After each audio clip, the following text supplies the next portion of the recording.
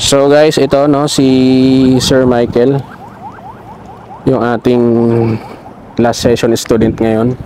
Subukan natin patry sa kanya kung kaya niyang gawin mag-isa tong parking na to. So ito po yung parallel parking, no? Yung madalas na tinetest pagdating natin sa LTO. Kaya ito po, no? Ito po yung itinuturo natin madalas din. Ang tawag po dito ay parallel parking. So actually ito po yung last session namin. Ito yung pinakang final evaluation ko sa kanya. So tignan natin kung siya mismo ay kaya niya magawa. So this is a manual transmission, mga kaibigan. Ayan. So tatry niya, no?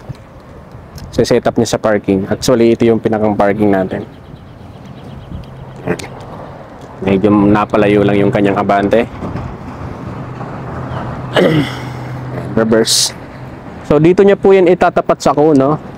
Ayan, sa mga mag-undergo ng LTO drive test, kailangan alam nyo to. Itong gulong na to ay papantay niya dito sa cone na to. Ayan. Okay, pag pumantay yan dyan, yan po yung inaantay niyang pumantay. Yan. Pag pumantay yan, saka po siya ngayon mag full turn sa kanan, then pa-reverse pa din yan. Then ito po yung kanyang aantayin. Dapat makikita niya to sa side mirror. Yan, itong cone na to na maliit, itong yan. Dapat makikita niya yung sa side mirror. Yan, sa center ng side mirror. Then pag nakita niya na yan, titigil yan. Then straight ng manibela, yan ng gulong, then reverse. Yan, ang kasunod na pattern ito po. Yan. Itong cone na to, yan, itong cone po na ito, dapat ay may papantay niya sa side mirror dito. Yan. Pag pumantay sa side mirror, okay na. Okay na.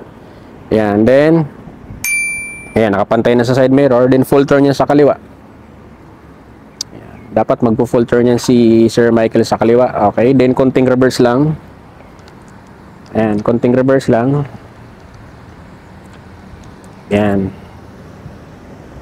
Sige pa, konting reverse pa. Then, stop. Okay, so yan, dapat titigil sa dyan.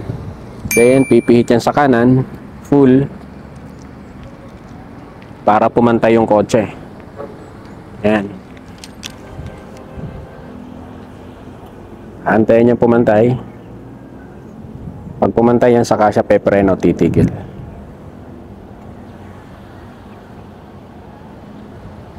Antayin natin pumantay.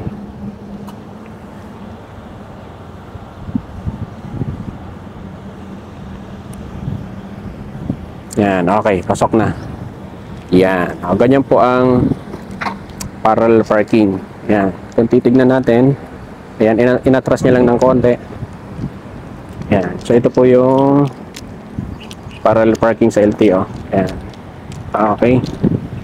So yan, buti na kuha ni Sir Michael. Hopefully makapasa sa LTO, no? Pagka pinagawa sa kanya itong